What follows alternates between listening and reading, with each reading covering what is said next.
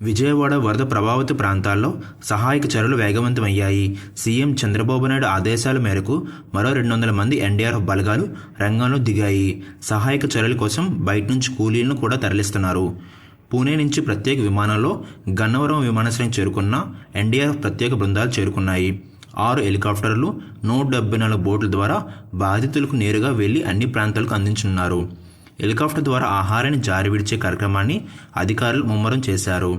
Helicopter ద్వారా ఆహారం, త్రాగునీరు, మందులను పంపిణీ చేస్తున్నారు. తదితర ప్రాంతాల్లోని హెలికాప్టర్ ద్వారా ఆహారాన్ని ఎన్డీఆర్ఎఫ్ సిబ్బంది అందిస్తున్నారు. విజయవాడలోని అనేక ప్రాంతాల్లో విద్యుత్ లేక ప్రజలు ఇబ్బంది పడుతున్నారు.